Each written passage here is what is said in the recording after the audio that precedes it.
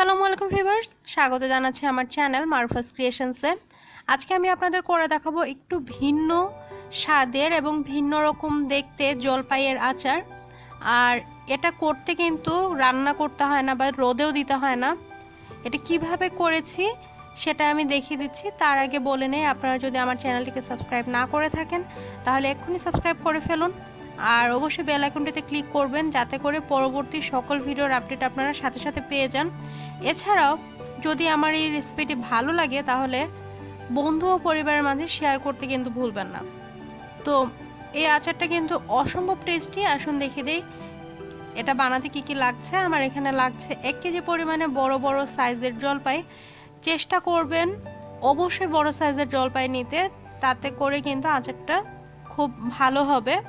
তো আমি বড় সাইজের জলপাই নিয়ে নিয়েছি এখানে 1 কেজি পরিমাণে, এবং জলপাইগুলো আমি ভালো করে ধুয়ে নিয়েছি। একটা লাগবে গ্রেটার।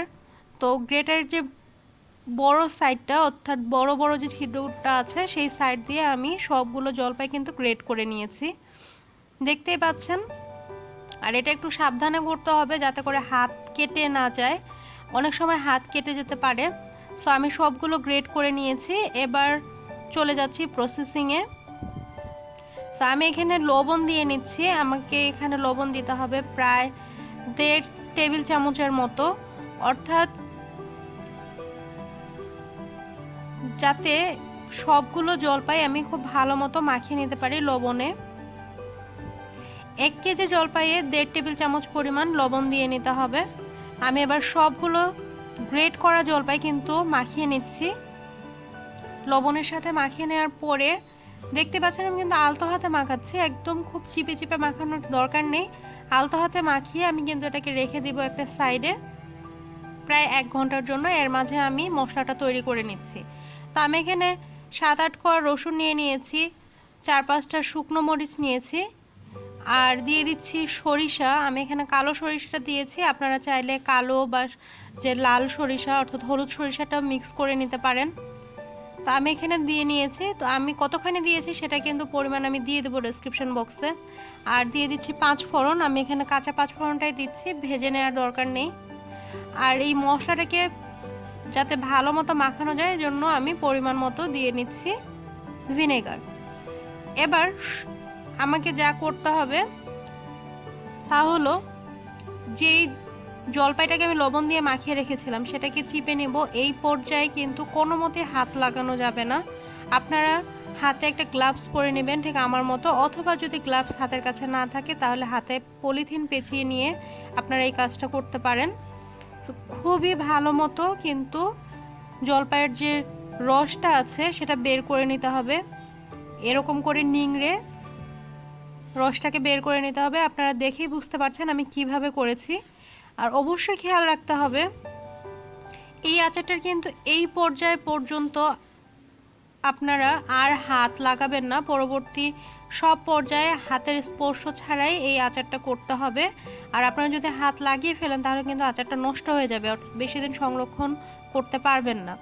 তো সবগুলো কিন্তু সবগুলো জলপাই আমি খুব ভালো মতো নিংড়ে নিচ্ছি। আর 1 কেজি জলপাই থেকে এই যে এতখানি পরিমাণে রস বেরিয়ে গেছে। এখন জলপাইগুলো আমি আপনাদের দেখিয়ে দিচ্ছি, খুব সুন্দর ঝুরঝুরে হয়ে গেছে, দেখতেই পাচ্ছেন একদম ঝরঝরে, ভেতরে কিন্তু পানি অবশিষ্ট নেই। ঠিক এতখানি পরিমাণে পানি বেরিয়ে গেছে। এবার এতে একে একে সবগুলো মশলা দিয়ে নেব।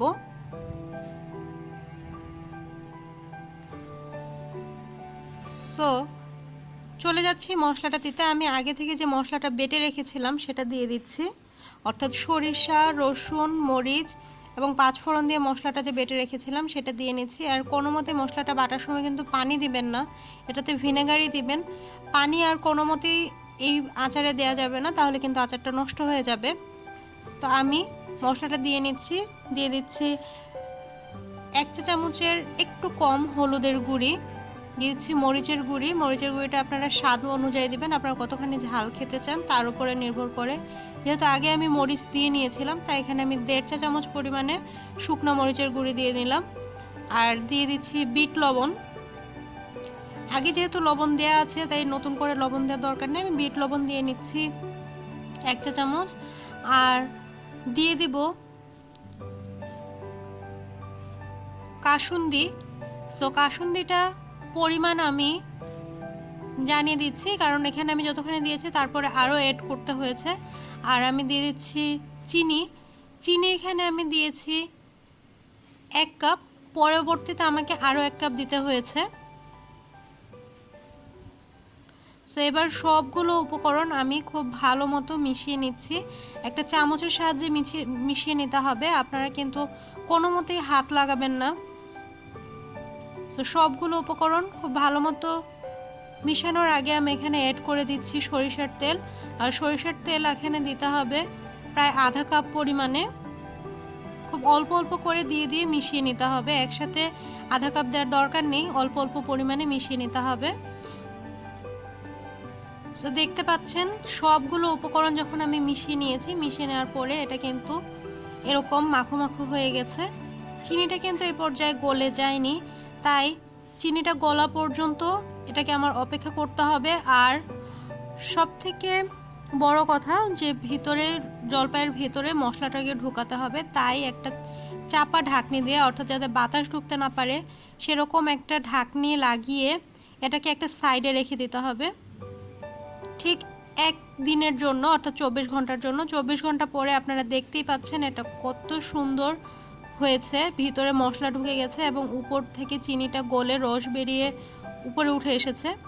এবার একটা কাঁচের বয়মে এটাকে ভরে নিতে হবে। অবশ্যই কাঁচের বয়মে ভরবেন, কোনো প্লাস্টিকের বয়মে বা টিনের বয়মে রাখার দরকার নেই।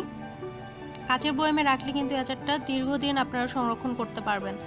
আর এটা যদি আপনারা ফ্রিজে রাখেন, ফ্রিজের নর্মাল চেম্বারে রেখে 6 মাস ইজিলি এই জলপাইয়ের আচারটা আপনারা খেতে পারবেন। আর এটা কিন্তু খুবই অসাধারণ খেতে। তো আপনারা অবশ্যই করবেন, করে আমাকে জানাবেন, কমেন্ট করে জানাবেন কেমন হয়েছে। আল্লাহ হাফেজ।